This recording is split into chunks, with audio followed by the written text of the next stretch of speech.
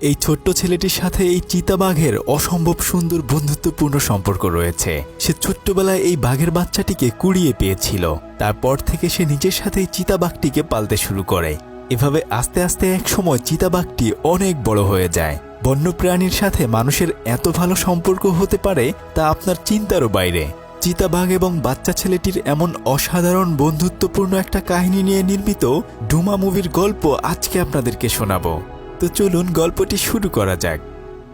একটা জঙ্গলে একটা চিতাবাঘ তার বাচ্চাদের সাথে খেলা করছিল, কিন্তু কিছুক্ষণ পর একটা সিংহ এসে সেই মা চিতাবাঘটিকে খেয়ে ফেলে। তার বাচ্চাগুলো তার মাকে হারিয়ে এতিম হয়ে যায়। দিন পেরিয়ে রাত হলে সেখান থেকে ছোট্ট একটা চিতাবাঘের বাচ্চা জীবন বাঁচানোর জন্য জঙ্গল পাড়ি দিয়ে অনেক দূরে চলে আসে। রাস্তার পাশে থাকা তারকাটা পাড়ি দিয়ে সে যখনই রাস্তা পার হতে যাবে আর ঠিক তখনই আচমকা একটা গাড়ি চলে আসে। তবে ভাগ্য ভালো ড্রাইভার অনেক জোরে ব্রেক করলে বাঘের বাচ্চাটি বেঁচে যায়। কিন্তু তখন গাড়ির ভেতর থেকে একটা ছেলে বলতে থাকে, বাবা তুমি প্রাণীটিকে মেরে ফেলেছ। আসলে তারা বাপ বেটা গাড়ি চালিয়ে বাসায় যাচ্ছিল। গাড়ি থেকে নিচে নেমে তারা এত সুন্দর একটা চিতাবাঘের বাচ্চা দেখে তার মায়ায় পড়ে যায়। তারা বাচ্চাটিকে তখন গাড়িতে করে তাদের বাসায় নিয়ে আসে। বাসায় এনে বাচ্চাটিকে রাখার জন্য তারা একটা সুন্দর ঝুড়ি বানিয়ে দেয়। কিন্তু বাচ্চাটিকে তারা কি খাওয়াবে, তাই তার বাবা একটা ফিডার বানিয়ে বাচ্চাটিকে দুধ এনে দেয়। তখন জ্যান নামের এই ছেলেটি তাকে দুধ খাওয়াতে থাকে। কিছুক্ষণ পর তার মা বাচ্চাটিকে দেখেও অনেক বেশি খুশি হয়, কিন্তু সে বলে হয়তো এই বাচ্চার মা ওর জন্য অপেক্ষা করছে। যাই হোক, তারা তখন সবাই মিলে চিতাবাঘের বাচ্চাটির নাম দেয় ডুমা। ডুমা বেশ ভালোই তাদের বাড়িতে হেসে খেলে বড় হতে থাকে। জ্যান তাকে ঘুমানোর সময়ও তার নিজের কাছেই রাখে। সারা বাড়ি ঘুরঘুর করে ঘুরে বেড়ায় ডুমা। পরদিন সকালবেলা তারা ডুমার সাথে একটা ছবি তুলে রাখে। জ্যানের বাবাও ডুমাকে খুব আদর করে। জমি চাষ করার সময় সে ডুমাকে তার কোলে তুলে নিয়ে কাজ করতে থাকে। জ্যানের বাবা তাকে মোটরসাইকেল চালানো শিখিয়ে দেয়। ডুমা এভাবে আস্তে আস্তে তাদের সাথে বড় হতে থাকে, আর তার জন্য আলাদা করে গাছের উপরে তারা একটা ঘর বানিয়ে দেয়। কয়েকদিনের মধ্যেই ডুমাও বড় হয়ে ওঠে।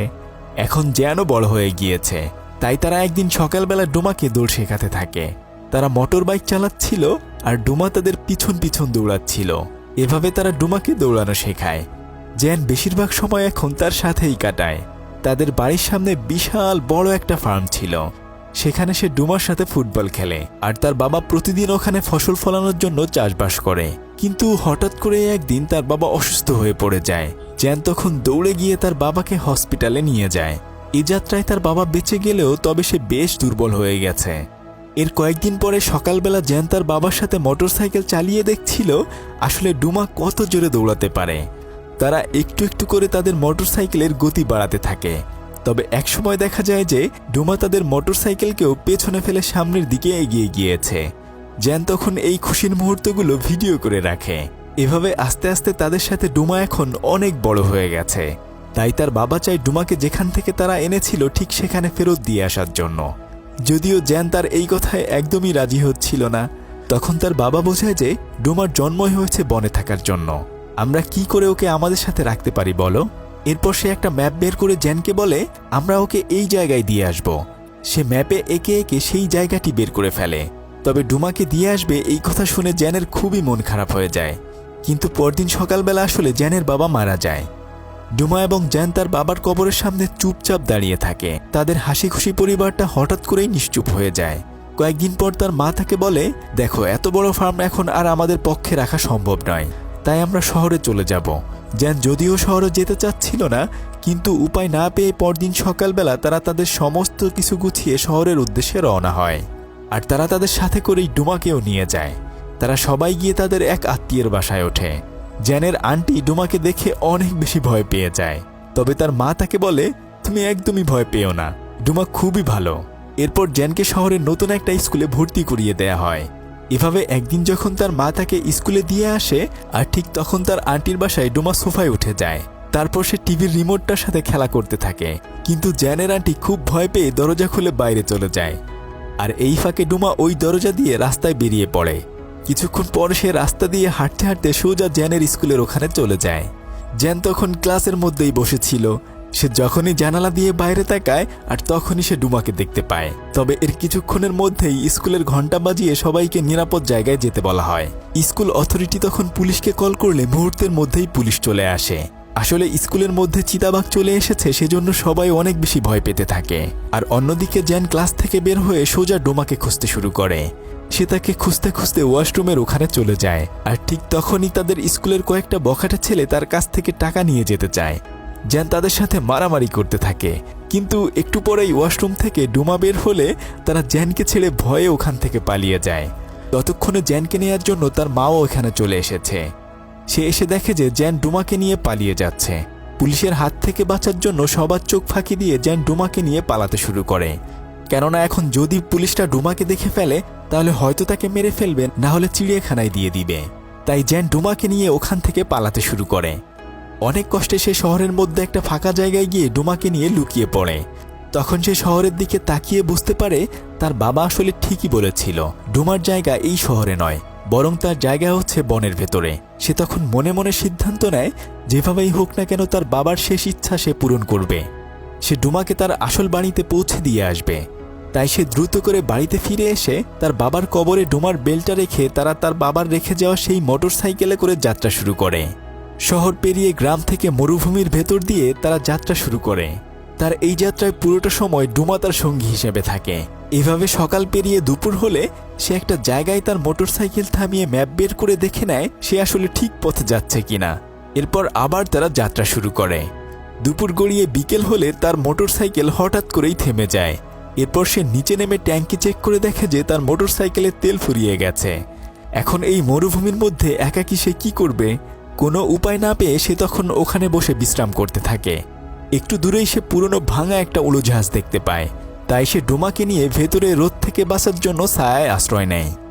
এতটা পথ জার্নি করার কারণে তার অনেক বেশি পানি পিপাসা লেগে গিয়েছিল। এভাবে অনেকক্ষণ অপেক্ষা করার পরে সে দেখে যে একজন মানুষ তার দিকে হেঁটে হেঁটে আসছে। সেই মানুষটা মরুভূমির ভেতরে একটা মোটরসাইকেল দেখে একটা চাকু বের করে মোটরসাইকেলের কাছে এসে সেটা স্টার্ট দেওয়ার চেষ্টা করতে থাকে। আর তখনই জ্যান বাইরে বের হয়ে এসে তাকে বলে, তুমি কি উত্তর দিকে যাবে? তাহলে আমি তোমাকে আমার মোটরসাইকেল করে নিয়ে যেতে পারবো। সেজন্য তোমার কাছে পানি থাকলে আমাকে একটু পানি খেতে দিতে হবে। লোকটি যখন জ্যানের সাথে ডোমাকে দেখে শুরুতে সে একটু ভয় পেয়ে যায়, তবে জ্যান বলে, ডোমা আমার বন্ধু, ও তোমার কোনো ক্ষতি করবে না। তারপর সে তাকে একটু পানি দিলে জ্যান সেখান থেকে একটু পানি খেয়ে ডোমাকেও একটু খেতে দেয়। কিন্তু লোকটি তখন জ্যানের কাছ থেকে পানির বোতল কেড়ে নিয়ে যায়। এরপর তারা দুজন দুজনের সাথে পরিচিত হয়ে নেয়। এই লোকটির নাম হচ্ছে রিপ।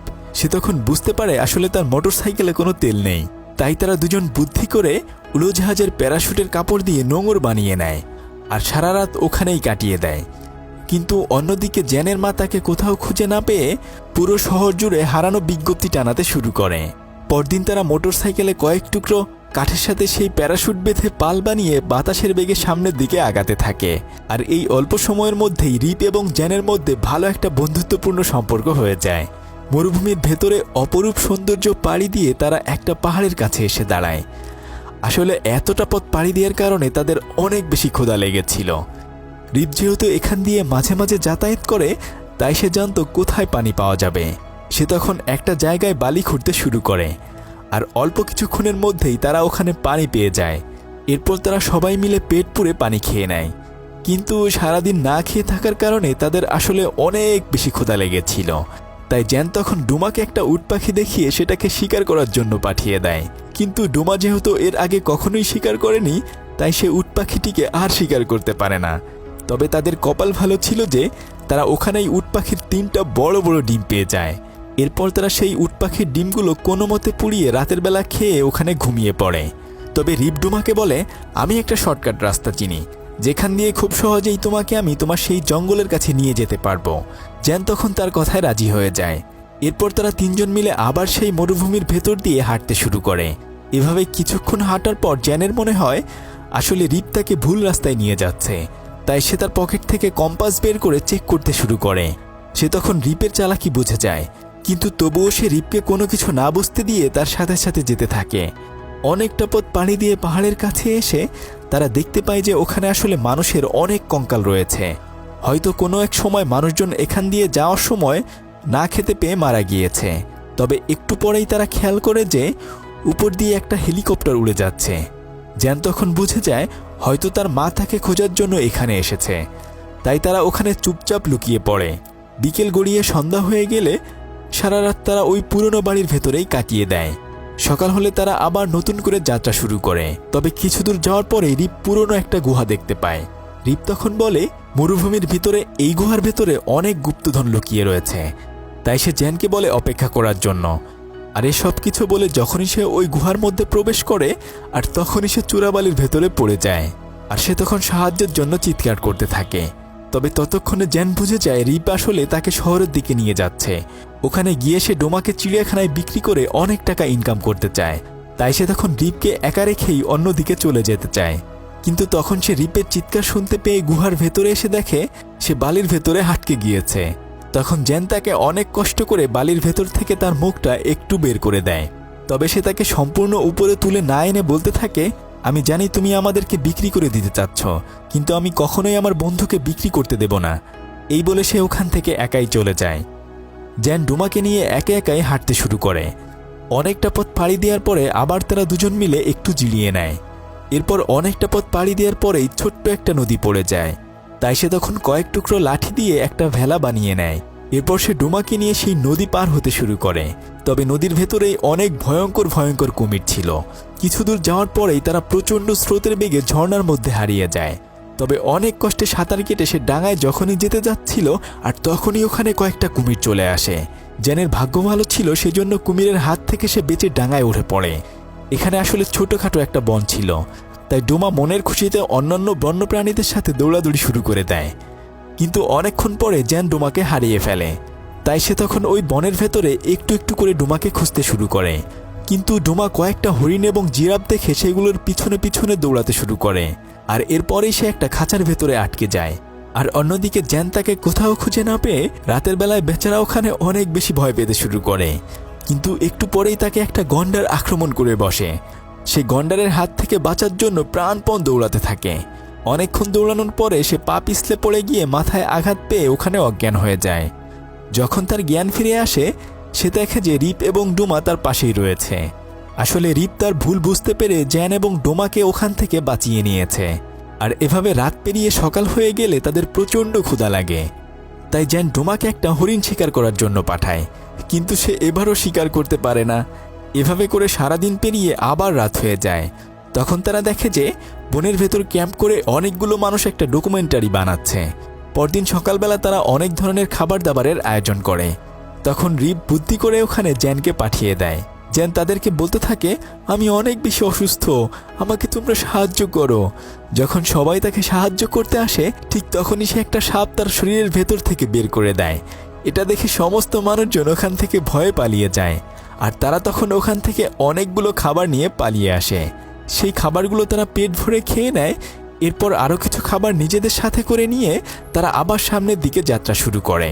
কিছুক্ষণ পরে একটা নদীতে এসে তারা নৌকা দিয়ে সামনের দিকে আগাতে শুরু করে।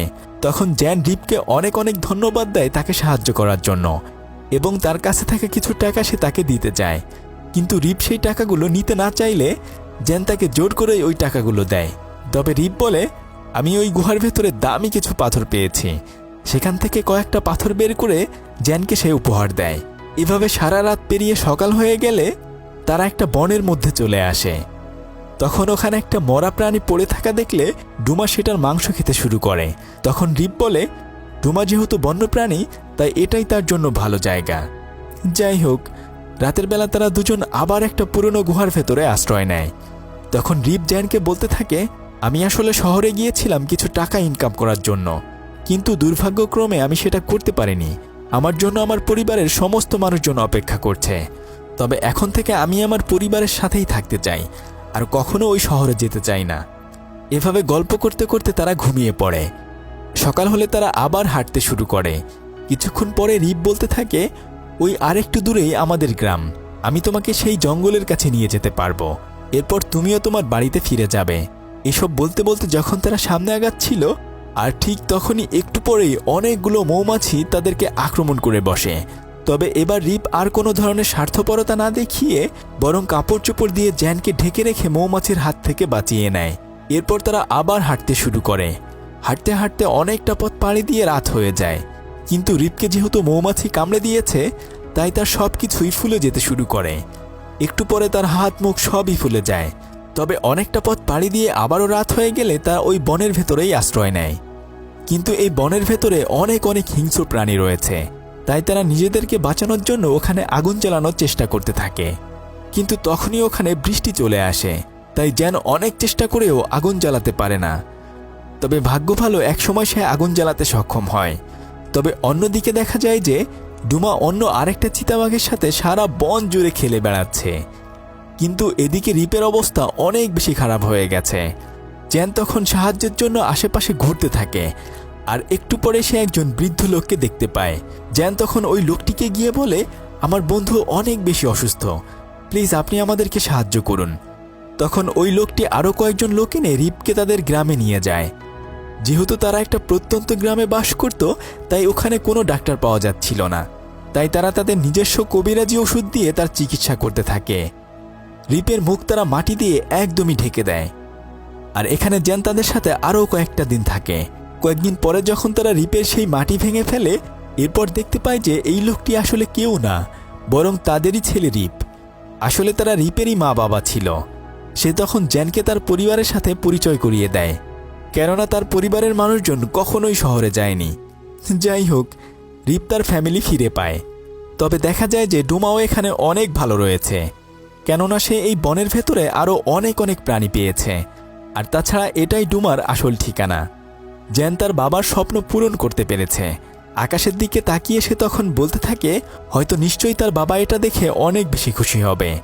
সে তার বাবাকে অনেক বেশি মিস করতে থাকে। সেই ছোট্ট ডুমা এখন তার পরিবার ফিরে পেয়েছে। সে তখন উপলব্ধি করতে পারে পরিবার ছাড়া আসলে কেউই থাকতে পারে না। নিশ্চয়ই তার মাও তার জন্য অপেক্ষা করছে। রিপ তখন তাকে বলে, তুমি অনেক ভালো একটা ছেলে, এবার তুমিও তোমার বাড়িতে ফিরে যাও। জ্যান তার বাবার স্বপ্ন পূরণ করতে পেরেছে। ডুমাকে সে তার বাড়িতে পৌঁছে দিতে পেরেছে। আর এরপর সে সোজা তার বাড়িতে ফিরে আসে। সে তখন দেখতে পায় যে তার মা ওই ফার্মের ওখানেই রয়েছে এবং তাদের জমি ট্র্যাক্টর দিয়ে চাষ করছে। এতদিন পরে তার মা তাকে ফিরে পেয়ে অনেক বেশি খুশি হয়ে যায়। অবশেষে যেন তার বাড়িতে ফিরে আসতে পেরেছে। আর এভাবেই একটা বন্যপ্রাণী এবং ছোট্ট ছেলের গল্পটি শেষ হয়ে যায়। আর এতক্ষণ আপনাদের সাথে ছিলাম আমি সাদি। ফিরছি কয়েকদিনের মধ্যেই নতুন কোনো ভিডিও নিয়ে। ততক্ষণে সবাই ভালো থাকুন। আল্লাহ হাফেজ।